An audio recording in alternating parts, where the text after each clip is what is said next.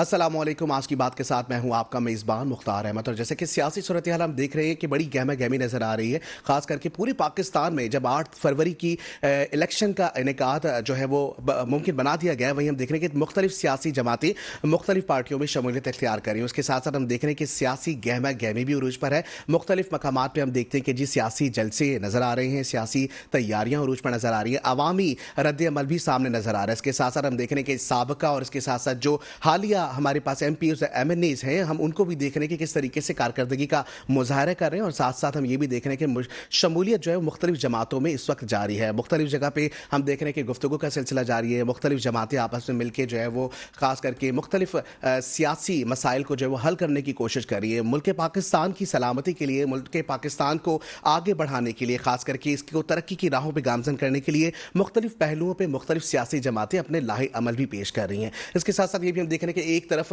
नवाज शरीफ नून league मुस्लिम league के सदर भी हैं, जो कि अब पाकिस्तान आ चुके हैं। सियासी गहमा गहमी का जो एक सिलसिला है वो इस वक्त हमें उरूज पर नजर आ रहा है। दूसरी जानब हम देख रहे हैं कि खास करके साबिक सदर आसिफ अली जरदारी ने भी इस वक्त इलेक्शन कमीशन के साथ जो है भरपूर एतमाद का इजहार भी कर दिया है। 8 जो फरवरी की डेट है जिसमें कहा जा रहा है कि जी हाँ, मुल्क पाकिस्तान में जो इलेक्शन होंगे, इलेक्शन के नताइज क्या होंगे, हर सियासी जमात अपना एक वतीरा लेके सामने आता है। हर सियासी जमात मुख्तलिफ पहलू पर बात करते हुए ये भी दावेदार है कि जी उसकी पार्टी जो है वो खास करके ज़्यादा इलेक्शन में पार्टिसिपेट भी करेगी और ज़्यादा से ज़्यादा खास करके सीटें भी विन करेगी। लेकिन आखिरी ज़ाहिर है कि इन तमाम बातें सारी एक तरफ हैं, लेकिन अवाम का रद्द-ए-अमल भी बहुत ज़रूरी है। अवाम क्या सोचती है, अवाम की राय क्या है। ज़ाहिर जमहूरियत और जमहूरियत के साथ साथ हम ये देख रहे होते हैं कि जहाँ जमहूरियत की बात आए तो अवामी जमहूरियत का जो एक सिलसिला है और अवाम की जो ताकत है वो खास करके हम देखते हैं कि उसी की बुनियाद के ऊपर जो है वो पाकिस्तान में जो भी हुकूमत आएगी वो अपने लिए और ख़ास करके पाकिस्तान के लिए सबसे ज़्यादा काम करेगी।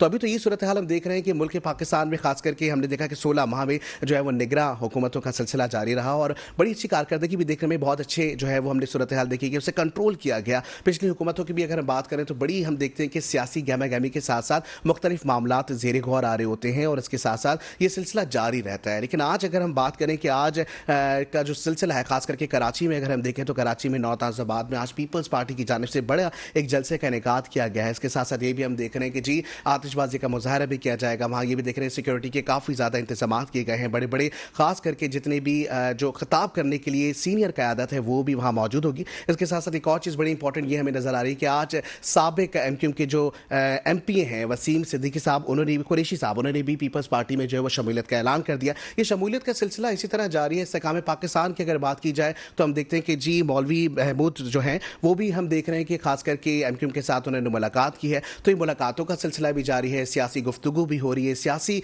हम कहेंगे कि खास करके गहमा गहमी का आलम जो है इतना उरूज पर नजर आ रहा है कि 2 से 3 महीने और उसके बाद ये इलेक्शन का सारा सिलसिला होगा। एक जगह इलेक्शन कमीशन की अगर बात की जाए तो हम देख रहे हैं कि बहुत सब्र तहम्मुल के साथ बहुत अच्छे तरीके से मुल्क को चलाने के लिए इलेक्शन की तैयारियां भी उरूज पर नजर आ रही हैं। इसके साथ साथ मुख्तलिफ सियासी पार्टी के जो कायदीन हैं मुख्तलिफ अजला में जाके, मुख्तलिफ हल्का में जाके हम देख रहे हैं बातचीत भी कर रहे हैं, साथ में अवाम भी घुल मिल रहे हैं। इसी तरीके से हम देख रहे हैं कि जी खास करके जिस तरह पीपल्स पार्टी की अगर बात की जाए तो हमें कराची में मुतहरिक नजर आ रही है। इसके साथ साथ एमक्यूएम की अगर बात की जाए तो एमक्यूएम भी हमें खासी मुतहरिक नजर आ रही है। खास करके हम देख रहे हैं कि जी मुख्तलिफ प्लेटफॉर्म्स पे मुख्तलिफ अपने एजेंडेस को लेके जो है वो सियासी जलसे का इनेकाद भी किया जा रहा है और बड़ी अच्छी खुश आइन बात नजर आती है। खास करके जब हम बात करते हैं सियासत पर, जब हम बात करते हैं कि हर कोई मुल्क के लिए सोच रहा है, मुल्क पाकिस्तान की खुशहाली के लिए बात की जा रही है और बहुत ज़रूरी चीज़ है कि जी इलेक्शन होनी चाहिए, अवाम जिसको चाहे और ज़ाहिर है वो सरकताज बनाएंगे उसी को और सदर भी बनाएंगे। इसके साथ साथ वज़ीर आज़म जो है वो मुंतखब होंगे। लेकिन इसके साथ साथ जहाँ हम बात करेंगे सिंध के हवाले से, सिंध में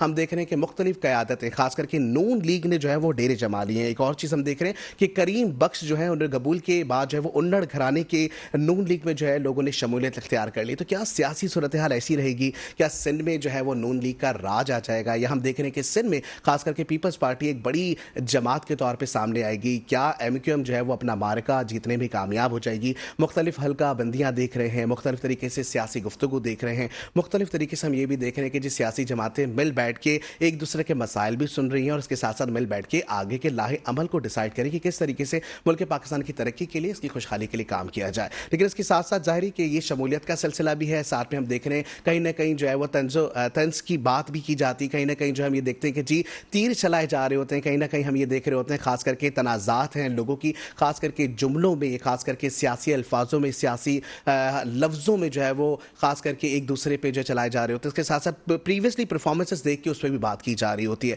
तो आज के शो के हवाले से भी ये है कि ज़ाहिर आज की बात है, आज की बात में हम इलेक्शन के हवाले से बात करें, आज की बात में हम बात करें कि मुख्तलिफ सियासी जमातें हमें नज़र आ रही हैं कि मुतहर्रिक हैं और ख़ास करके अपने अपने हल्का जात में जो है वो ख़ास करके इलेक्शन की तैयारियों में मसरूफ़ अमल नज़र आ रही हैं। तो जी हाँ, बिल्कुल सिंध में बनने वाली सियासी इत्तेहाद पार्टी का भी हम सिलसिला देखेंगे। क्या इसमें सिंध को कैसे कैसे नुकसान होगा, पीपल्स पार्टी को कोई नुकसान होगा अगर बड़ी बड़ी जो सियासी जमातें हैं वो आपस में मिल बैठ जाती हैं। इसी तरीके से क्या ख़ास करके पीपल्स पार्टी जो है वो तन्हाई का शिकार हो जाएगी। ये भी बात जो है वो सुनने में आ रही थी कि जी जनाब, जब सारी पार्टीज आपस में अलग अलग तरीके से मिलेंगी, बातचीत का सिलसिला होगा और सब इत्तेहाद कर लेंगी, तो क्या पीपल्स पार्टी अपना वो वकार, अपना वो मकाम अभी भी जो उनका बना हुआ है, क्या वो कराची में और पूरे सिंध में कर पाएंगी? क्या वो अपना मैंडेट जो है वो आवाम के आगे रख सकेंगी? तो ये सारा सिलसिला जो है वो जारी और सारी है। और आज की बात में जो है वो हम खास करके सियासी गुफ्तगू और खास साथ सियासत पे, सियासी जो हमारा लाहे अमल है आगे का, उस पर भी हम बात करें। इसके साथ साथ आम इंतखाबात से कबल सियासी जमातों ने जो है वो राब्ते भी तेज कर दिए हैं। वहीं हम देख रहे हैं कि खास करके मुस्लिम लीग नून के कायद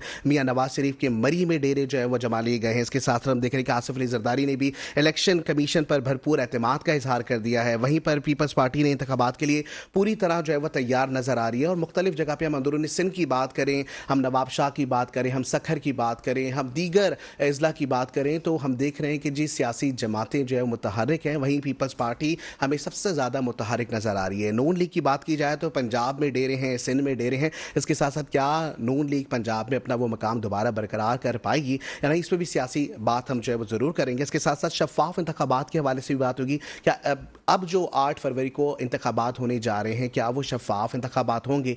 क्या इस शफाफ इंतखाबात में अवाम का मैंडेट या अवाम जिसको चाहती है, क्या हम देखते हैं कि अवाम के वोट को सही तरीके से जो है वो पाए तकमील तक पहुँचाया जाएगा और एक अवामी ख़ास करके जो बिल्कुल बिल्कुल हम आगे बढ़ेंगे इसी सिलसिले को लेकर और यहाँ आपको बताएंगे महमूद मौलवी जो कि सदर हैं इस्तेकाम पाकिस्तान सिंध के, हमारे साथ मौजूद हैं। हम वेलकम करेंगे अपने शो में जिसका नाम है आज की बात। अस्सलाम वालेकुम सर। कैसे? अल्हम्दुलिल्लाह। महमूद मौलवी साहब, सबसे पहले तो हम ये चाहेंगे कि आज आपकी ज़ाहिर मुलाकात हुई है एमक्यूएम के साथ और ज़ाहिर उनके वफ्द के साथ आपकी मुलाकात हुई है, क्या कहेंगे आज की इस मुलाकात के हवाले से? हेलो जी, अस्सलाम वालेकुम महमूद मौलवी साहब, आपको हमारी आवाज़ आ रही है इस वक्त?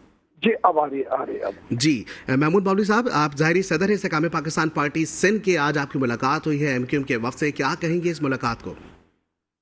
नहीं, देखिए, बड़ी खुशहाली मुलाकात थी और बेसिकली हम कराची इशूज के ऊपर बात कर रहे थे क्योंकि कराची हमेशा डिप्राइज रहा है।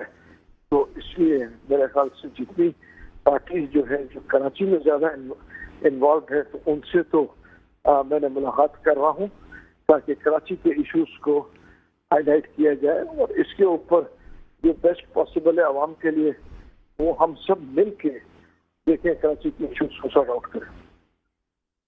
सही, हमें ये भी बताइएगा खास करके महमूद मौलवी साहब कि ज़ाहिर है कि एमक्यूएम के साथ आपकी मुलाकात भी हुई है और सिंध के एजेंडे पे बात की गई है, सिंध के मसाइल पे बात की जा रही है, तो क्या मुतवक्के है कि एमक्यूएम के साथ आपके राब्ते भी हैं और अब जो है वो शायद सियासी तरीके से भी आप जो है वो एक हो जाए? देखिए अलग अलग पार्टीज हैं, उनका अलग अपना मौके, हमारा अपना अलग मौके, मगर बेसिकली जब इश्यूज की बात आती है और स्पेशली जब कराची के इश्यूज की बात आती है, इतने पॉलिटिकल लोग हैं वो चाहते हैं कि अगर बैठ के सॉल्व हो जाए तो कराची के इंटरेस्ट में हो, व्हाई नॉट, सब मिलके एक, क्योंकि जो इश्यूज सबने सॉल्व करना है। और हम तो यही देख रहे हैं कि हम इश्यूज पे बात कर रहे हैं, हम ना इंटरव्यू से बात कर रहे हैं, ना किसी की पास्ट पे बात कर रहे हैं, ना जो है पॉलिटिकल माइलेज देना चाहते हैं। हम चाहते हैं कि जी कराची के इश्यूज ये मेजर है, उसके बाद सिंध के इश्यूज, इसके ऊपर जो है हम सारे पॉलिटिकल लोग बात करें और इसको हल करने की कोशिश करें, बनस्बत एक दूसरे पे कीचड़ उछालना और तनकीद बराए इस्लाह होनी चाहिए। बिल्कुल ऐसा ही है। महमूद मौलवी साहब, हमें ये भी बताइएगा, खास करके ज़ाहिर सिंध के मसाइल पे बात हुई है, कराची के मसाइल पे बात हुई है, ऐसे कौन से मसाइल आपको नज़र आ रहे हैं खास करके कराची के अवाम के हवाले से, कि कराची के अवाम को जो दरपेश मसाइल हैं वो कौन से ऐसे हैं जिसे आप हाईलाइट करना चाहेंगे इस वक्त? देखिए, मेन चीज़ इस वक्त पानी का इशूज़ है जी। पानी बड़ा मेजर इशू है जो कि सॉर्ट आउट कर रहे हैं, इंडियन गवर्नमेंट भी कर रही है। दूसरी मैं कहूँगा महंगाई की रेट ऑफ द गवर्नमेंट की, अभी कमिश्नर साहब बड़े अच्छा इस पे काम कर रहे हैं कि सब्जियों के दाम और फ्रूट्स के दाम, दूध की कीमतें इन्होंने मुकर्रर कर दी, अब आटे की कीमतें नीचे आना शुरू हो गई। देखिए बहुत सारी चीजें जो एसेंशियल आइटम्स है जो कि सारी आवाम इस्तेमाल करती है, उनके ऊपर रेट होना चाहिए, कंट्रोल होना चाहिए। वो जो है मादर फिगर आजाद नहीं होना चाहिए जी। जिसको मर्जी जो रेट लेते रहे। उसकी वजह ये कि आवाम सफर कर रही है, इस वक्त जो है आम आदमी अफोर्ड नहीं कर पा रहा है। अगर मैं आपको एग्जांपल दे दूं, कमिश्नर साहब ने इतना अच्छा काम किया और मैं ये फ्रूट वालों के साथ बैठ के, वेजिटेबल वालों के साथ बैठ के ये मुज़ाकरात की गई, फ्लोर मिल वालों के साथ बैठ के मुज़ाकरात की गई और तंदूर वालों के साथ बैठ के मुज़ाकरात हो गए हैं ताकि उसकी वजह के मैकेनिज्म निकाल लें।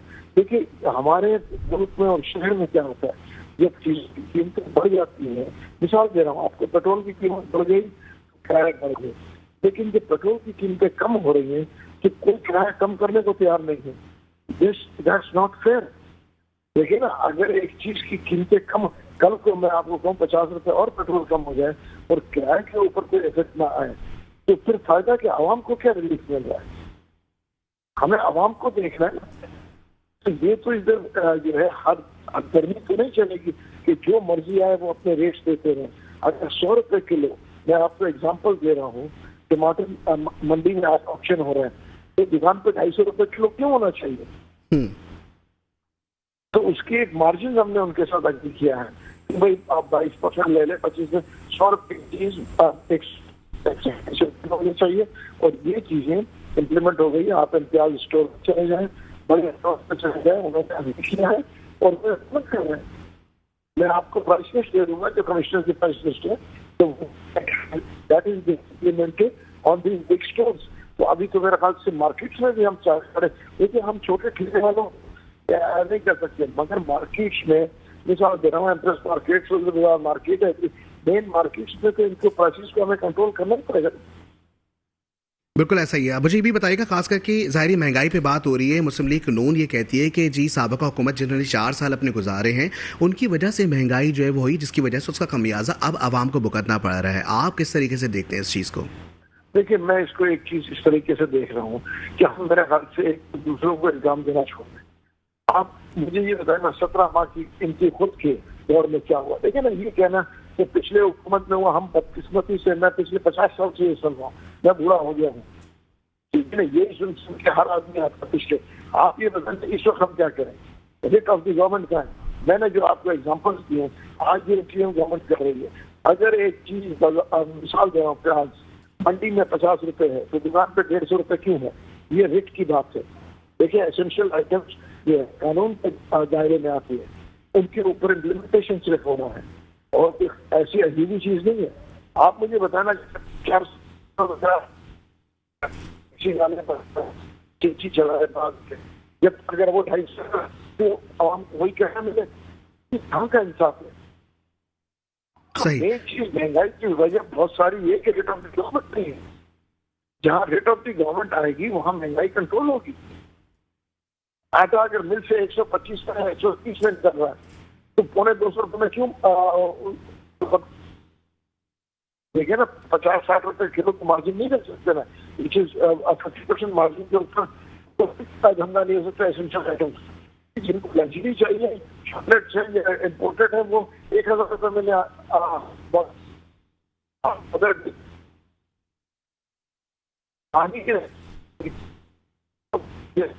करें उतना उसकी कीमत जो है बाद में टैंकर से पानी आ जाता है, ऐसे पानी में नहीं आ रहा है। तो इन चीजों को सॉल्व करने की बात हो रही है। ट्रांसपोर्ट की, नेशनल अफेयर्स की बात कर रहा हूँ, उसकी बात हो रही है, खाने पीने की अशिया की बात हो रही है, लॉ एंड ऑर्डर की बात हो रही है। लेकिन इस वक्त अच्छे काम नहीं हो रहे हैं। तो बहुत सारी चीजें, कराची के मेन इशू, कराची के पास पॉपुलेशन है 2.5 अरब से 3 अरब का। ये बड़ा डिबेटेबल है, 2.5 अरब है या 3 अरब है, 2.5 से 3 अरब का पॉपुलेशन है। तो इसको देखें, अस्पतालों की हालत आप देखें, अस्पतालों के अंदर ये ड्रग स्टोर्स के ऊपर कि जी कौन से जो है ड्रग, एक बड़ा अच्छा निकाला था कि जी हर चीज के नेमुल बदल है। अगर वही ड्रग का जो ऑब्वियसली मेजर कंपनी दूसरी कंपनी का उसकी कीमतें कम है अस्पतालों में, लेकिन होना चाहिए। स्कूल्स की आप हालत देखें, क्या जरूरी है कि हर आदमी 30,000 रुपये प्राइवेट स्कूल से दे? क्यों दे 30,000 रुपये? मेन महंगाई तो वो है। 30,000 रुपये अगर एक नॉर्मल आदमी जो लाख रुपए कमाता है, कि वो अपने बच्चों के स्कूल की फीस दे, क्यों नहीं जो है गवर्नमेंट के स्कूल की अच्छे जो है तालीम वहाँ पे मैसर है? हम भी तो एक दौर में पढ़ चुके हैं ना। मैं 1966-65 में हम भी पढ़े हैं, 70 से पहले। तो क्या उस दौर में पढ़ाई नहीं होती थी? आज देखे ना, जो है 30,000 रुपये प्राइवेट स्कूल फीस ले रहे हैं और माँ बाप अपने जिसको बोलते हैं ना गला काट के वो दे रहे हैं। क्यों सिंध में वो जो है हेल्थ कार्ड इशू नहीं हो रहे? कौन सा बड़ा कमाल है हेल्थ कार्ड के ऊपर? इसके ऊपर भी हम एक वर्किंग दे रहे हैं कि देखें हेल्थ कार्ड की कॉस्ट क्या आती है। 20 रुपये रोज पर फैमिली। इसके ऊपर 20 रुपये पर डे अगर एक फैमिली दे तो उसको तकरीबन 8 लाख रुपए के हेल्थ कार्ड मिलता है, जिसमें वो उसके बीवी और उनके 2 बच्चे मेडिकली फ्री होते हैं। क्यों इसके ऊपर इम्प्लीमेंट नहीं हो रहा? इसमें हम जो है बिल्डिंग वालों से बात हो रही है जो है कि वो जो है ये बिल्डिंग एसोसिएशन है, कौन सी ये जो बनाते हैं ना, कंस्ट्रक्शन करते हैं, उनसे मेरी बात हो रही है कि वो जो है अगर कोई फ्लैट है, उन फ्लैट वालों को ये सहूलत मैसर होनी चाहिए। जहां वो 2,000-3,000 रुपये वो दे रहे हैं सर्विस चार्जेस, अगर उनसे 700 रुपये और दिया जाए तो वो फैमिली के लिए हेल्थ फ्री है। लेकिन हम वो बात करेंगे कि आवाम के लिए बात करें। ठीक सर, हमें ये भी बताइएगा, खास करके ज़ाहिर आपकी जो पार्टी इस्तेकाम पाकिस्तान है और सिंध में आप जो है मुतारिक नज़र आ रहे हैं, आप लोग जिस तरीके से इसका जो एक मौक़िफ़ है वो है मुस्तहकम पाकिस्तान, पाकिस्तान को मुस्तहकम करना है। आपका क्या मंशूर है इस हवाले से? देखिए, हमारा मंशूर ये है कि 300 यूनिट तक, मैं फिर रिपीट करता हूँ, जो 300 या उससे कम यूनिट है उनकी बिजली फ्री होनी चाहिए। और वो कैसे होगी? वो बिल्कुल वर्केबल है, कोई हम हवा में बात नहीं कर रहे। उसकी वजह ये है कि जो लाइन लॉसेस है, जब हमने वर्किंग कराई कि 300 यूनिट वाले कितने अफराद हैं, कितनी फैमिलीज हैं और लाइन लॉसेस कितने हैं। अगर लाइन लॉसेस हम इंशाल्लाह लाइन हम जो बात करें एक एसी के साथ या जो भी इदारे अलग अलग, अगर हैदराबाद में उनके साथ बैठ के ये आपके लाइन लॉस है, ये हम फ्री करेंगे, ये आपके लाइन लॉस देर की मोर बेनिफिट, उनको बेनिफिट ज्यादा होगा और वो तैयार है इसके ऊपर। वो कहते हैं अगर मेरा 1 करोड़ रुपए का लाइन लॉस है और ये मेरा खर्चा जो है, एग्जाम्पल दे रहा हूँ आपको, 70 लाख रुपए, तो मुझे तो 30 लाख रुपए बच रहे हैं, मैं क्यों इसको नहीं दूं? तो रिलीफ देंगे विद सिस्टम। ठीक सर, हमें ये भी बताइएगा खास करके कि सियासी जमातों की जहाँ तक बात है, सिंध में आप किसी सियासी जमात के साथ इत्तेहाद किसी किस्म का मुमकिन है? क्या आप किसी सियासी जमात के साथ सिंध में इत्तेहाद करने जा रहे हैं, इत्तेफाक करने जा रहे हैं? देखिए, अभी इसमें ये बहुत इस वक्त प्रीमेच्योर है। हम इस वक्त सबसे बातें कर रहे हैं और काफी लोग अभी हमें इंशाल्लाह आने वाले वीक में ज्वाइन करेंगे और इसके ऊपर बैठ के इस वक्त जब इलेक्शन नजदीक आएंगे तो बैठ के हम बात करेंगे। Why not? सही, हमें ये भी बताइए कि क्या इत्तेहाद के बगैर किसी सियासी जमात के साथ मुमकिन है कि इस्तेकाम पाकिस्तान जो पार्टी है वो कराची में अपनी नशिस्त पूरी कर लेगी? जी बिल्कुल। देखिए, क्यों नहीं कर सकते? अवाम को रिलीफ चाहिए। अवाम इज नॉट इंटरेस्टेड कि जी ए हो या बी हो या सी हो, वो लीडर। अब अवाम थक गई है। देखिए, अवाम चाहती है कि अच्छे लोग हों और उनको क्या रिलीफ मिल रहा है। आप देखिए ना, तस्वीरें देख देख के अब लोग थक गए हैं। तस्वीरें के ऊपर उनका घर नहीं चल रहा है। सर, लेकिन अवाम एक जगह ये कहती है कि इलेक्शन से पहले खास करके कि जब कोई भी जमात आ रही होती है तो वो अपना मंशूर भी लाते हैं, साथ में अवाम की भलाई के लिए बड़े वादे किए जा रहे होते, बड़ी शहादतें दी जा रही थी, लेकिन बाद में जो है वो अमल नजर नहीं आ रहा होता। देखिए, जब अमल नजर नहीं आया ना, तो उधर मैं कहूँगा कोई ऐसी लॉ लाना चाहिए कि जो अवाम, जो आदमी जो है प्रीच कर रहा है कि जी मैं ये लेके आऊंगा, वो लेके आऊंगा, और अगर वो ना ला सके तो उसको जो है उसकी सीट चली जानी चाहिए। अगर मैं झूठ के वादे कर रहा हूँ और लोगों को सिर्फ परेशान कर रहा हूँ तो मेरा हक नहीं बनता उस सीट पे बैठने का। सही। सर, हमें ये भी बताइएगा खास करके सिंध की तो जहां तक बात है, वहीं हम विफाक की भी बात करना चाहेंगे कि विफाक में क्या किसी सियासी जमात के साथ इत्तेहाद करने जा रहे हैं आप? ये वफाक में भी देखें, वफाक के लिए ये बैठेगी, पूरी काबीना बैठेगी IPP की, वो फिर वो डिसाइड करेगी किसके साथ इत्तेहाद करेंगे, किसके साथ नहीं करेंगे। अली खान साहब है, जहांगीर तरीन है, पूरी काबीना है। हमारे यहाँ तो पूरा डेमोक्रेटिक सिस्टम है। ठीक, बिल्कुल। तो विफाक में जो है वो मुमकिन है कि किसी हद तक आप जो है वो इत्तेहाद की तरफ जा रहे हैं, ऐसा ही है? बिल्कुल, इंशाल्लाह। बहुत शुक्रिया। बिल्कुल, आप हमारे साथ मौजूद हैं महमूद मौलवी साहब। और जी हाँ, बिल्कुल, इत्तेहाद और इत्तेफाक में बरकत भी है। और हम यही देख रहे होते हैं कि जी मुख्तलिफ सियासी जमातें जो हैं वो इस वक्त खास करके इलेक्शन से पहले इत्तेहादी बने हुए एक साथ और इत्तेफाक भी कर रहे हैं। इसके साथ साथ वही एक ही लाहेमल सबका है कि जी मंशूर यही है कि जी पाकिस्तान की तरक्की, खुशहाली के लिए, आवाम की भलाई के लिए सबने काम करना है। तो देखते हैं कि जी अगले मरहले में कौन सी इत्तेहादी और सियासी जमातें आपस में मिलकर जो है वो आवाम के लिए काम करती है। ब्रेक पर जाएंगे, ब्रेक से वापस आएंगे, हमारे साथ जुड़े रहें, देखते रहें आज की बात।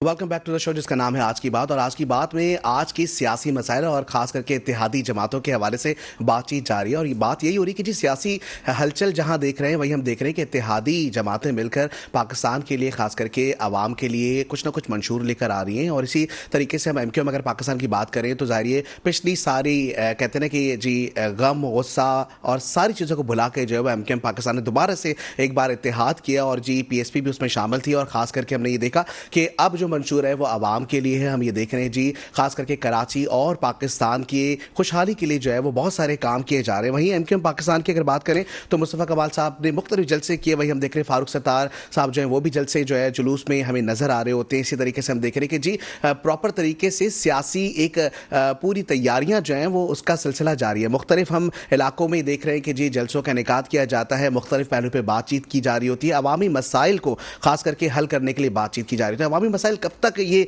हल होंगे? कौन कौन सी जमातें जो हैं वो सिर्फ वादे करती हैं या कौन कौन सी जमातें ऐसी जो लाहे अमल पेश करने के बाद इसे पाए तकमील तक पहुंचाती हैं, ये तो आगे। लेकिन इसी हवाले से हम चाहेंगे अपना बात करें। हमारे साथ नुमाइंदे हमारे मौजूद हैं MQM पाकिस्तान के रहनुमा हैं जिनका नाम है अरशद वोरा। अरशद वोरा साहब हमारे साथ लाइन पे मौजूद है। अस्सलाम वालेकुम अरशद वोरा साहब। जी वालेकुम अस्सलाम सर, क्या हाल चाल है? ठीक ठाक हैं आप? अल्हम्दुलिल्लाह। सर, ज़ाहिर कि आज हम बात कर रहे हैं आज की बात में सियासी पहलू पे और बात हो रही है इत्तेहादी जमातों के हवाले से, किस तरीके से देखते हैं? सॉरी, क्या कह रहे हैं आप? सर बिल्कुल जी, आज सबसे पहले जो है हम आपको वेलकम कर रहे हैं अपने शो में। और ख़ास करके सियासत पे बात हो रही है। आप ज़ाहिर की जमात के रहनुमा हैं MQM के, किस तरीके से देखते हैं, किस तरीके से सियासत को आगे लेके चल रहे हैं? देखिए, सियासत को MQM, आपको पता है कि MQM तो बहुत पहले से जो है वो इलेक्शन के मोड में आ गई है। और जिस तरीके से इलाका वाइज, यूनियन काउंसिल वाइज जो है मीटिंग एक शुरू करना, जलसे शुरू करना और डिस्ट्रिक्ट वाइज जलसे कर रहे हैं, तो MQM तो बहुत पॉजिटिव है। आवाम का रिस्पांस भी बहुत अच्छा है। और उसकी सबसे बड़ी वजह यही है कि 15 साल से ये आवाम इंतजार कर रहे हैं कि किसी तरीके से पीपल्स पार्टी से जान छूटे। क्योंकि पीपल्स पार्टी ने 15 साल में 20-22 हज़ार अरब रुपए उन्हें मिले और वो कहाँ गए, कराची शहर पे क्या लगा, किसी को कुछ नजर नहीं आया। कराची में एक मेगा प्रोजेक्ट नहीं आया। तो ये तमाम चीजें हैं जो कि आवाम जाहिर से आवाम कंसिडर करती हैं कि उनके लिए ये इश्यूज हैं। और इंशाअल्लाह ताला इस इलेक्शन में जो है वो MQM जो है वो पीपल्स पार्टी से तो इस आवाम की जान छुड़वाएगी इंशाअल्लाह ताला। ठीक है सर, हमें ये भी बताइएगा, खास करके आपको डिप्टी मेयर थे और अभी भी आवाम के मसाइल के ऊपर ही बात हो रही है, किस तरीके से देखते हैं? आवाम के मसाइल देखें, आवाम को कोई एक नाम ले दें जहाँ पे आवाम कहे कि हम सेटिस्फाई हैं। आप इकोनॉमिकली एक तरफ, आपके पास ना शहर में इंफ्रास्ट्रक्चर है, ना शहर में पानी है, ना शहर में जो है सीवेज का निज़ाम है, ना शहर में कोई अस्पताल ठीक है, तो ना सरकारी तालीमी इदारे ठीक है।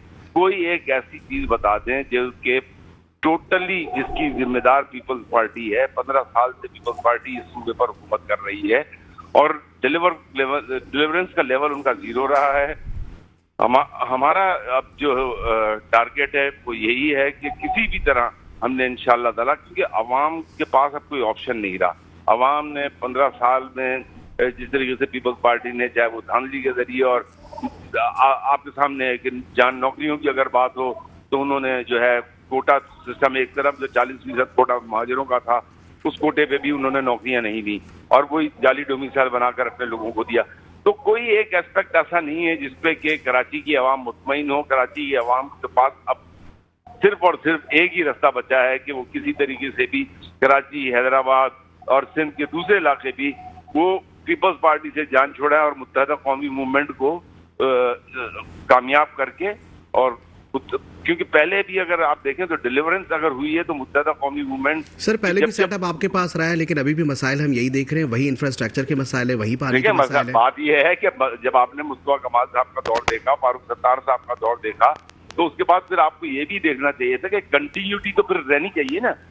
मुस्तफा कमाल के दौर में कराची जो है दुनिया के 12 तेज रफ्तारी से तरक्की करने वाले शहरों में था। आज कराची दुनिया के 72 शहरों में 5वें नंबर पर है। तो फर्क तो ये है ना, ये फर्क आवाम को पता है। और फिर बार बार बात यही रिपीटेशन होती है कि पीपल्स पार्टी ने डिलीवर नहीं किया। 22,000 अरब रुपए इनको मिले 15 सालों में। क्या किया? कोई एक मेगा प्रोजेक्ट बता देना सर। आप ये बताएं ना हमें कि जब बात आ रही होती है डिलीवर करने की, जब बात आ रही होती है कि आप लोगों ने क्या किया, आप कहते हैं कि जी इख्तियारात जो है हमारे पास नहीं थे। अभी भी अगर हम देखें तो मुस्तफा कमाल साहब ने लांडी में जलसा किया और उसमें उन्होंने यही फोकस किया कि हमें इख्तियारात जो है वो नहीं दिए जा रहे होते, बल्दियाती इख्तियारात जो है वो हमारे पास नहीं होते। साहब ने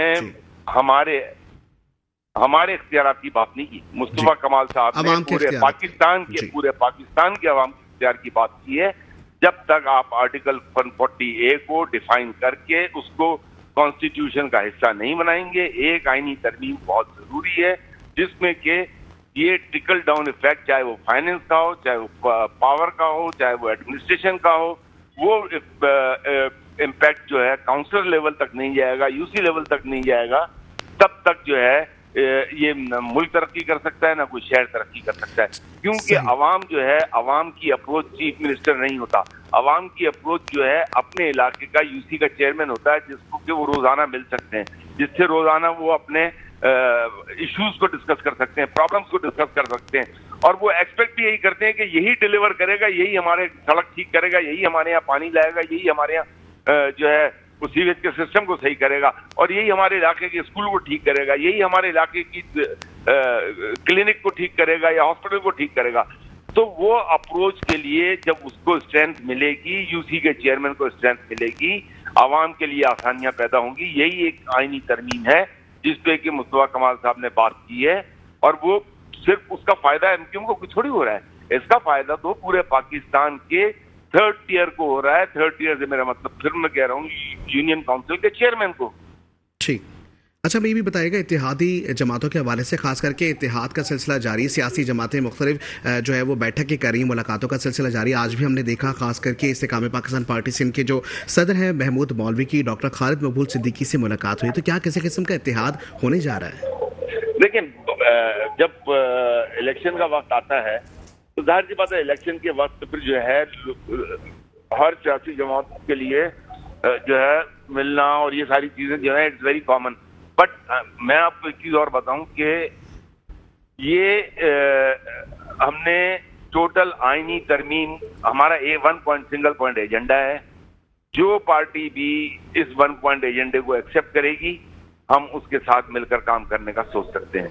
क्योंकि अभी तक, और ये हम इसीलिए इस दफा जो है ना, ये नहीं कि इलेक्शन के बाद जो है मीटिंगें करें, हम उसके पास जाएंगे, ये हमारी चार्टर ऑफ डिमांड है और उनकी चार्टर ऑफ डिमांड ये है, ये एग्रीमेंट करें। इस दफा हमने प्री इलेक्शन से पहले ही अपना एजेंडा दे दिया है कि जो इसको सपोर्ट करेगा हम उसके साथ। ठीक है, हमें ये भी बताइएगा खास करके पीपल्स पार्टी के साथ भी आपका मुख्तलिफ अदवार में जो है वो साथ रहा है, इत्तेफाक रहा है, लेकिन अब हम देख रहे हैं कि जी आपका नून लीग के साथ जो है वो आपने इत्तेहाद कर लिया। किस तरीके से देखते हैं, क्या मंशूर है?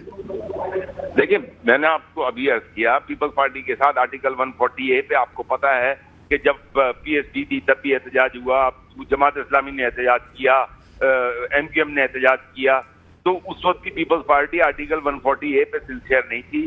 चीफ जस्टिस का गुलजार साहब का जिस दिन रिटायर हो रहे थे उससे एक दिन पहले ऑर्डर आता है आर्टिकल 140 को डिफाइन करने का, उस पर इम्प्लीमेंट नहीं करती है। तो पीपल्स पार्टी से कभी हम ये एक्सपेक्ट नहीं करेंगे कि पीपल्स पार्टी जो है इख्तियारात को निचली सतह तक मुंतकिल होने देगी। तो हमें फिर उन्हीं पार्टियों को देखना है जो कि सिंसियरिटी के साथ ये काम करने को हमारे साथ तैयार हो गए हैं और इलेक्शन से पहले वो ये चीज अनाउंस भी करेंगे, ताकि जब वो भी इलेक्शन मोड में जाएंगे, अपनी आवाम के पास जाएंगे, तो फिर उनकी आवाम भी उनसे सवाल करेगी कि आपने तो हमसे भी ये वादा किया था। तो बात हम जो कर रहे हैं, हम पूरे पाकिस्तान की थर्ड टियर की बात कर रहे हैं, हम सिर्फ कराची की थर्ड टियर की बात नहीं कर रहे हैं। ठीक, हमें ये भी बताइएगा खास करके कि क्या एमक्यूएम इस बार पीपल्स पार्टी को टफ टाइम देगी? देखिए, हिस्टोरिकली आपने देखा कि पीपल्स पार्टी के साथ जब भी बैठे हैं, पीपल्स पार्टी ने धोखे के अलावा कोई बात नहीं की। पीपल्स पार्टी जो है उसका ऑब्जेक्टिव भी कुछ और है। पीपल्स पार्टी का ऑब्जेक्टिव आज तक डिलीवर करना नहीं रहा है। पीपल्स पार्टी की कोई एक ऐसी अवामी खिदमत बता दें जो पीपल्स पार्टी ने की हो और जिससे कि कराची की आवाम को, क्या लाड़काने की आवाम को भी जिससे फायदा पहुंचा हो।